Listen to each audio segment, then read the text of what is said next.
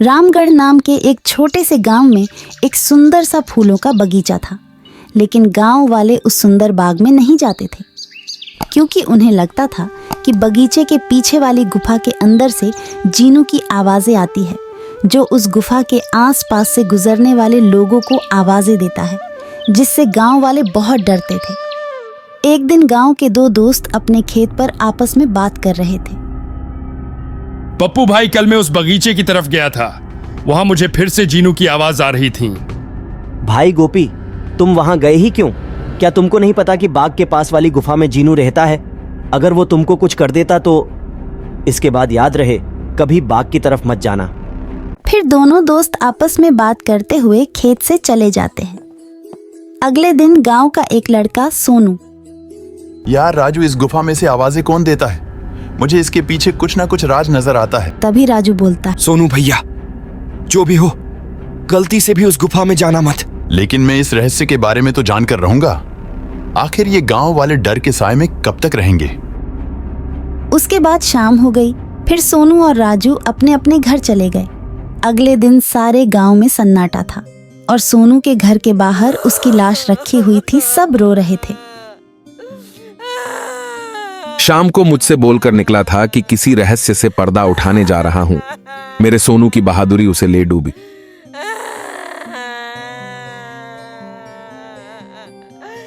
हो ना हो, ये सब उस गुफा वाले जिन ने ही किया है।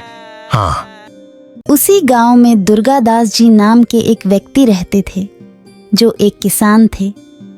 उनकी दो बेटियां थीं। एक का नाम हिमानी, दूसरी का नाम सुनीता था। दोनों को रंग बिरंगे फूलों का बहुत शौक था। हिमानी दीदी, बहुत दिन हो गए हम उस बाग में नहीं गए। पिताजी उस बाग में जाने से मना करते हैं।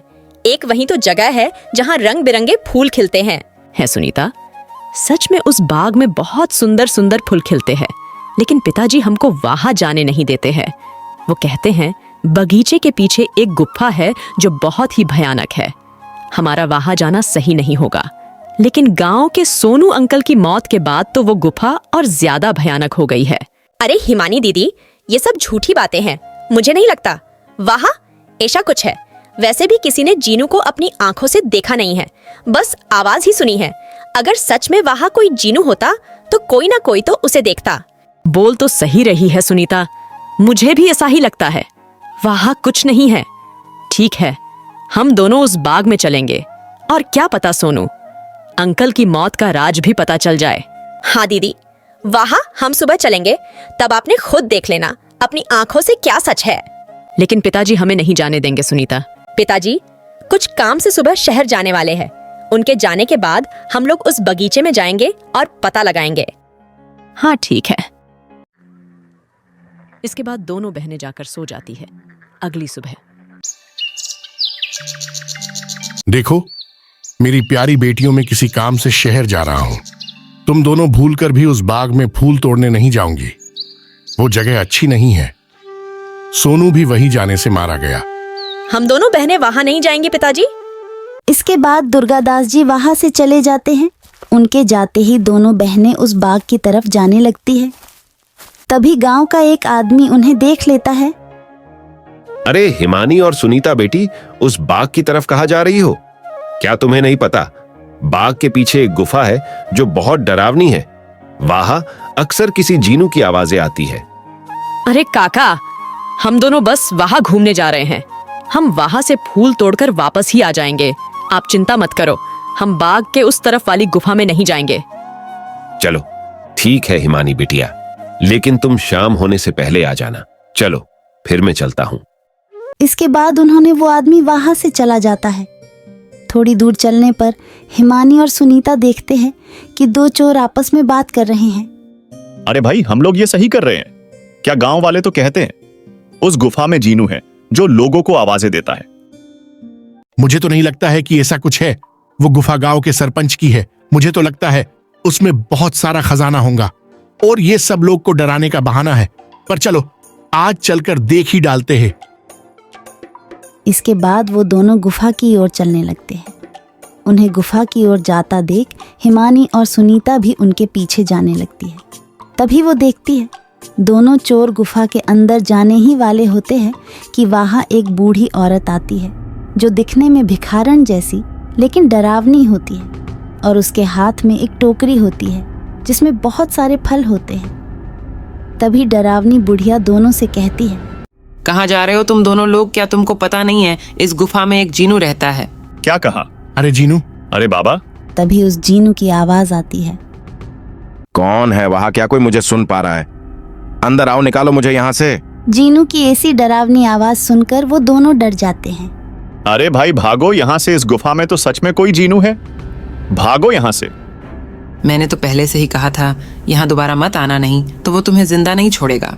ये सब हिमानी और सुनीता देख रही थी। तभी वहाँ हिमानी सुनीता के सामने वो औरत आ जाती है जो दिखने में बहुत डरावनी होती है, जिसके हाथ में बहुत सारे रंग बिरंगे फल होते हैं। कहाँ जा रही हो तुम दोनों? हिमानी और सुनीता डरते हुए, हम तो यहाँ से बस हम बाग घूमने आए थे दादी माँ। लेकिन आप यहाँ क्या कर रही हो? मैं तो यही रहती हूँ, यही बगीचा मेरा घर है। तुम दोनों यहाँ से जल्दी चली जाओ, वरना वो जीनू तुम्हें छोड़ेंगी नहीं। जाओ यहाँ से। क्या सच में बाग के उस पार वाली गुफा में कोई जीनू है दादी माँ? हाँ, और वो बहुत खतरनाक हैं। तुम दोनों यहाँ से जल्दी चली जाओ। इतना कहकर वो औरत वहाँ से चली जाती है। हिमानी दीदी, मुझे बहुत डर लगता है, मैं इसके आगे नहीं जाऊंगी। लगता है बूढ़ी दादी सच बोल रही है, वो जीनू हम मार डालेगा। मैं नहीं जाऊंगी उस गुफा में। ठीक है, तू मेरा यही इंतजार करना मैं जानना चाहती हूँ। क्या वकी वो आवाज जीनू की है या नहीं? इसलिए मैं तो गुफा के अंदर जा रही हूँ। तू यहाँ से कहीं मत जाना, मैं जल्दी आ जाऊंगी। इसके बाद हिमानी अकेले ही आगे चली जाती है। हिमानी चलते चलते उस गुफा के पास चली जाती है। तभी उसे एक आवाज सुनाई देती है जो बहुत भारी होती है। ऐसा लगता है जैसे कोई रोते हुए इंसान की आवाज हो। कोई है यहाँ? मुझे यहाँ से बाहर निकालो, मैं इस गुफा में बरसों से कैद हूँ। निकालो मुझे यहाँ से। हिमानी बड़ी हैरानी से वहीं खड़ी हो जाती है। कौन हो तुम? और तुम मुझे आवाजें क्यों लगा रहे हो? क्या तुम वही जीनू हो जिसके बारे में गांव वाले बात करते हैं? क्या तुम सच में इस गुफा में हो? हाँ, मैं जीनू हूँ। मैं कई सालों से इसी गुफा में कैद हूँ। मेरी सहायता करो। बेटी, मेरी बात मानो, मैं तुम्हें कोई नुकसान नहीं पहुंचाऊंगा। तुम मुझे इस गुफा से आजाद कर सकती हो। इसके बाद मैं यहां से हमेशा के लिए चला जाऊंगा। मेरी मदद करो। क्या तुम सच में हमेशा के लिए यहाँ से चले जाओगे? मैं तुम्हारी सहायता जरूर करूंगी। मुझे क्या करना होगा? जीनू बताओ, मुझे मैं अवश्य ही मदद करूंगी। तभी हिमानी गुफा के अंदर जाने लगती है। जैसी ही वो अंदर जाती है, किसी बहुत बड़े जानवर की परछाई उसको नजर आती है जो देखने में बहुत डरावनी होती है। आओ बेटा, तुम्हारा जीनू की इस गुफा में स्वागत है। मैं कई वर्षों से गुफा के बाहर से आते जाते लोगों को आवाजें देता हूं, लेकिन सब लोग आवाजें सुनकर और डर के भाग जाते हैं। कोई भी गांव वाला इस गुफा में आने की हिम्मत नहीं करता है। लेकिन तुम बहुत ही बहादुर लड़की हो जो इस गुफा में अकेली चली आई हो। क्या तुम जीनू हो? लेकिन तुम मुझे दिखाई क्यों नहीं दे रहे हो? क्या तुम किसी को दिखाई नहीं दे सकते हो? मैं जीनू नहीं हूं बेटी, मैं उस जीनू की परछाई हूं। वो तो इस गुफा के तहखाने में बरसों से कैद है। वो बाहर नहीं आ सकता है। मैं तो उसकी परछाई हूं। तुम मुझे ये बताओ कि जीनू इस गुफा में कैद क्यों है? क्या जीनू कभी बाहर नहीं आ पाएंगे? कोई मार्ग हो तो मुझे बताओ।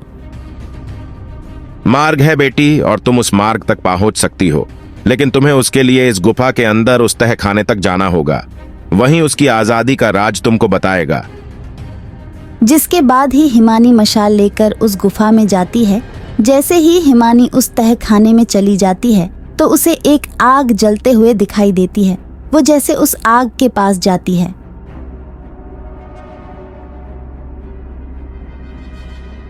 हे जीनू, मैं यहाँ तुम्हारी मदद करने आई हूँ। क्या तुम मुझे सुन सकते हो? उसे जीनू की आवाज आती है। आओ बहादुर, बिटिया मैं तुम्हारा ही इंतजार कर रहा था। मैं जानता हूं कि तुम ही मुझे इस गुफा से आजाद करवा सकती हो। मैं तुम्हारा इस गुफा में स्वागत करता हूं। बेटी, तुम बहुत बहादुर हो जो इस गुफा में आई हो।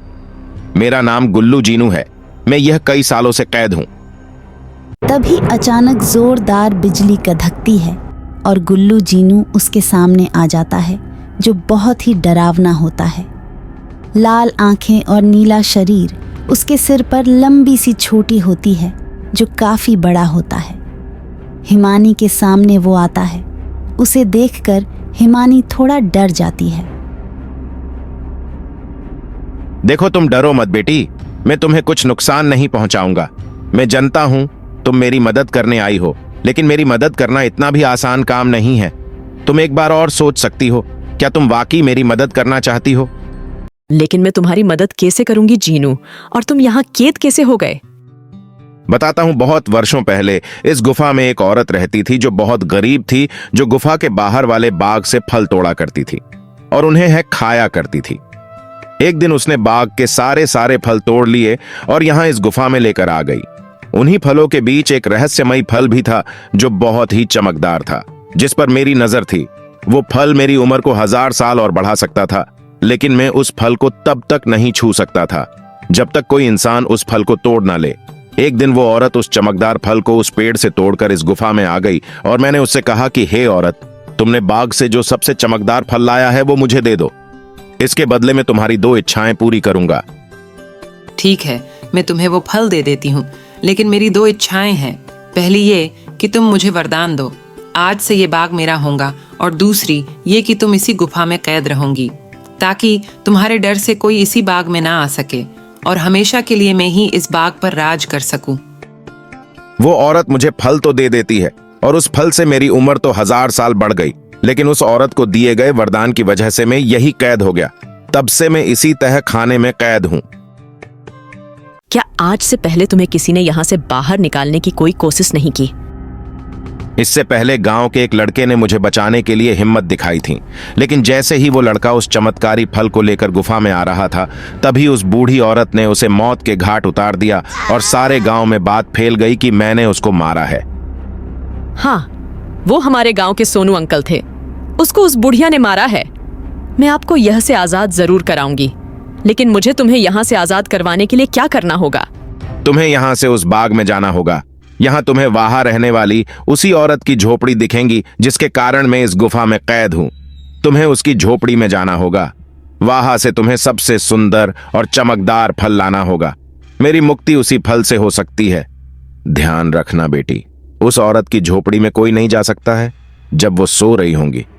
तुम्हें तभी जाना होगा और उसकी फलों की टोकरी में से सबसे चमकदार फल लाना होगा।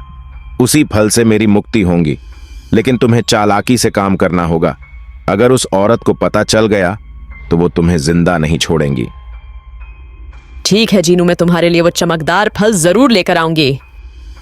इसके बाद हिमानी वहां से बाग में जाती है और उस बूढ़ी दादी की झोपड़ी तरफ बढ़ने लगती है। हिमानी देखती है उस औरत की झोपड़ी में कोई नहीं है। वो इधर उधर देखती है और उस झोपड़ी के अंदर चली जाती है। हिमानी अंदर जाकर देखती है कि वहाँ बहुत सारे फल उस औरत की झोपड़ी में रखे हैं। अरे ये तो कितने सारे फल हैं, लेकिन इनमें सबसे चमकदार फल कौन सा है? तभी अचानक हिमानी देखती है कि बूढ़ी औरत अपनी झोपड़ी की तरफ आ रही है और हिमानी दरवाजे के पीछे छुप जाती है। वो बुढ़िया अपनी झोपड़ी में आती है और उसके हाथ में एक टोकरी होती है जिसमें बहुत सारे फल रखे होते हैं। वो अपनी टोकरी एक टेबल पर रख देती है और पास पड़ी खटिया पर सो जाती है। थोड़ी देर बाद हिमानी बाहर आती है और उन फलों की टोकरी में से सबसे चमकदार फल देखती है। लगता है यही वो चमकदार फल है जिसके बारे में जीनू बात कर रहा था। रुको लड़की, तुम मेरा चमकदार फल लेकर कहाँ जा रही हो?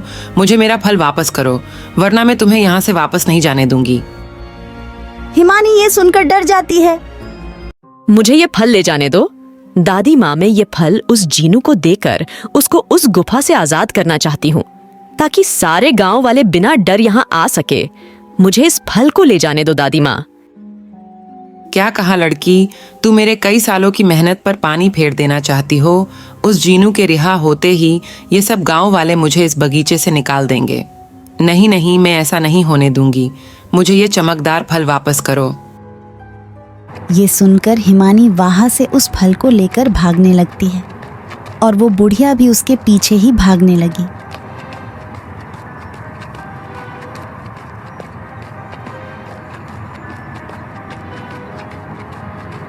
हिमानी भागते भागते उस गुफा में पहुंच जाती है। जैसे हो वो गुफा में पहुंचती है, उसके हाथ से जादुई फल गिर जाता है और उसके गिरते हैं वो फल तोते में बदल जाता है। हिमानी ये देखकर हैरान हो जाती है। तभी दादी माँ भी वहाँ आ जाती है। तुमने ये क्या किया लड़की, इस जादुई फल को नीचे गिरा दिया। अब तुमको ये तोता उस जीनू की आज़ादी का सबसे आखिरी रास्ता बताएगा। नहीं, मैं ऐसा नहीं होने दूंगी, मैं तुम्हें मार डालूंगी। वो औरत जैसे हो हिमानी को मारने आगे बढ़ती है। वो औरत अचानक से आग में जलने लगती है, जिसे देख हिमानी हैरान हो जाती है। तभी एक आवाज सुनाई देती है जो उस जीनू की परछाई की होती है। डरो मत बहादुर बेटी, इस लालची औरत को उसके किए की सजा मिल चुकी है। अब तुम्हें अपनी मंजिल का आखिरी पड़ाव पर करना है, जिसमें यह तोता तुम्हारी मदद करेगा। तभी अचानक से वो तोता उड़ने लगता है और उड़कर उसी तरफ जाने लगता है जहां वो जीनू कैद है। हिमानी भी उसके पीछे पीछे चलने लगती है। वो तोता एक छोटी सी खिड़की के पास जाकर बैठ जाता है जो काफी चमक रही थी। तभी तोते की आवाज आती है। सुनो बहादुर बेटी, तुम्हें इस चमकदार खिड़की को खोलना होगा, जिसकी चाबी तुम्हें ढूंढनी होगी। इसके लिए मैं तुम्हें 2 रास्ते बताऊंगा, जिस पर चलकर तुम्हें इस खिड़की को खोलने वाली चाबी मिलेंगी। लेकिन 2 रास्तों में से तुम्हें कोई एक रास्ता चुनना होगा। पहला रास्ता गुलाब के फूल की तरफ जाता है, जो बाग की तरफ है। दूसरा रास्ता एक अंधेरी की तरफ है, जो इस गुफा में उसी तेह खाने की तरफ जाता है जहां वो जीनू कैद है। जाओ और अपना रास्ता चुन लो। हिमानी काफी देर सोचने के बाद मैं गुफा वाला रास्ता ही चुनूंगी जो तह खाने की तरफ जाता है।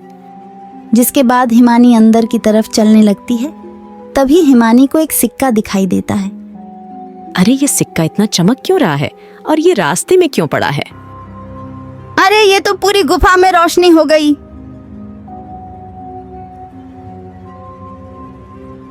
हिमानी उस सिक्के के पीछे पीछे चलने लगती है। थोड़ी दूर चलने पर हिमानी देखती है कि 4 चाबियां अलग अलग रंग की थीं, जो हवा में उड़ रही थीं। तभी हिमानी को एक आवाज आई जो उस जीनू की परछाई की थी। बहादुर बेटी, तुम्हें इसमें से एक चाबी उठानी है, लेकिन याद रखना तुम्हें इनमें से ही एक चाबी उठानी है। लेकिन तुम्हें बड़ी होशियारी से एक चाबी उठाना है, और अगर तुमने गलती से गलत चाबी को हाथ लगा दिया तो 4 चाबी गायब हो जाएंगी और तुम कभी भी जीनू को आजाद नहीं कर पाएंगी। ये सुन हिमानी हैरान हो जाती है। हे भगवान, किसी परेशानी में डाल दिया है। अब मैं कैसे इनमें से सही चाबी को ढूंढूं? बहुत देर सोचने के बाद हिमानी देखती है कि एक चाबी बाकी चाबियों से काफी बड़ी थी, जो लाल रंग की थी, और फल के गिरने से जो तोता बना था वो भी लाल रंग का ही थी। हिमानी समझ गई कि उसको लाल वाली चाबी चुनना है, और लाल वाली चाबी चुनते ही वहाँ की सारी चाबियां गायब हो गईं, और तभी फिर से उस जीनू की परछाई की आवाज आती है। शाबाश बेटी, तुमने तुम्हारी अक्ल से और सूझबूझ से सही चाबी चुन ली। आखिरकार तुमने सही चाबी चुन ली। अब जाओ उस खिड़की के पास और जाकर खोल दो उसे। हिमानी उसी खिड़की के पास जाती है और देखती है कि वो तोता अभी भी उसी खिड़की के पास बैठा हुआ था। ये देखो, मैं इस खिड़की की चाबी ले आई हूँ। तुम वाकई बहुत बहादुर हो बेटी। अब तुम इस चाबी से इस खिड़की को खोल दो।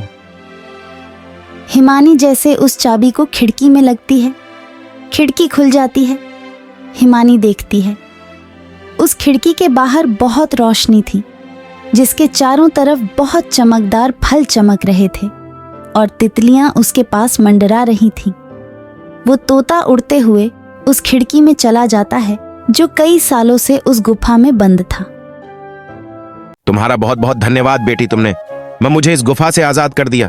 तुम एक निडर और साहसी लड़की हो। तुम जो भी मांगोगी मैं तुम्हें दूंगा। बोलो, क्या इच्छा है तुम्हारी? क्या सच में तुम आजाद हो गए हो? क्या तुम इस गुफा में नहीं हो? अब सब गांव वाले यहां आ सकेंगे मैं, और मेरी बहन भी इस बाग में आ सकेंगे कभी भी। हाँ बहादुर लड़की, अब किसी को भी इस गुफा से डरने की जरूरत नहीं है। अब मैं इस गुफा से बाहर आ गया हूं, अपनी दुनिया में। अब मैं किसी को आवाजें नहीं दूंगा। तुम जब चाहो यहां आ सकती हो। मैं तुम्हारी ही वजह से आजाद हो पाया हूं। तुम जो मांगोगी मैं तुम्हें भी दूंगा। बोलो, क्या इच्छा है तुम्हारी? जीनू, मैं तुमसे कुछ नहीं मांगना चाहती हूँ। अगर तुम सच में मेरी कोई इच्छा पूरी करना चाहते हो तो गुफा के सामने वाले बाग से मुझे बहुत प्यार है। इसके रंग बिरंगे फूल मुझे बहुत पसंद है। मैं चाहती हूँ ये बाग के फूल हमेशा ऐसे ही खिले थे, कभी ना मुरझाए। ठीक है बेटी, मैं तुम्हारी ये इच्छा जरूर पूरी करूंगा। अब से इस बाग के फूल कभी नहीं मुरझाएंगे। तुम जब भी देखोगी इस बाग के फूल हमेशा खिले ही नजर आएंगे। तो मैं यहां से हमेशा के लिए जा रहा हूं। इसके बाद वो जीनू वहां से गायब हो जाता है और खिड़की बंद हो जाती है। हिमानी जब गुफा से बाहर निकलती है तो हिमानी के पिताजी और बहन और गांव के मुखिया वहां खड़े होते हैं। अरे मेरी बिटिया आ गई। तू वापस आखिर क्यों गई थी? तू उस गुफा में उस जीनू में तुमको कुछ किया तो नहीं?